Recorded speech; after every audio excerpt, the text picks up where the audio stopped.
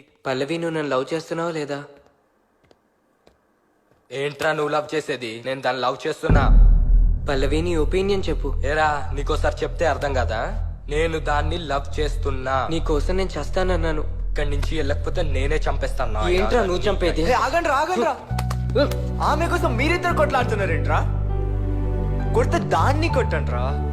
అమ్మకి దెబ్బ తగిలిన నాన్నకి చెల్లికి ఎవ్వరికి ఏమైనా పట్టించుకునే అబ్బాయిలు తన గర్ల్ ఫ్రెండ్ కి ఏమైనా 10 కిలోమీటర్ల దూరం ఉన్న పరిగెత్తుకొని వస్తారా?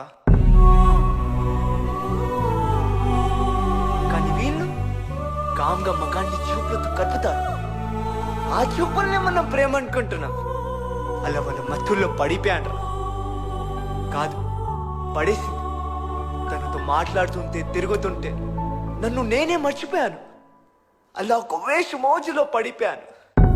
అప్పటి నుండి అమ్మ, నాన్న, చెల్లి, తమ్ముడు, ఫ్రెండ్స్ ఎవరు కనిపించలేదు. అంతా ఆ అమ్మాయి.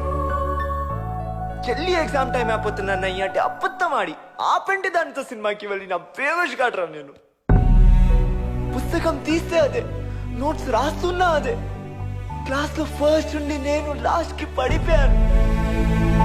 సిగరెట్ అంటే కిలోమీటర్ దూరం ఉండే నేను ఈరోజు సిగరెట్ ఎవడిస్తాడని ఆ రేంజ్ కి దిగజారిపోయాను. చివరికి వాళ్ళమ్మ పెట్టి పాలకి డబ్బులు అవసరం అయితే మా నాన్నతో లోన్ పెట్టించి వాళ్ళమ్మతో పెట్టి పాలు పెట్టించిన పిచ్చోన్రా. కానీ చివరికి ఏమైందిరా? ఏమైంది? నా సాక్రిఫైసింగ్ లో దానికి లవ్ కనిపించలేదు.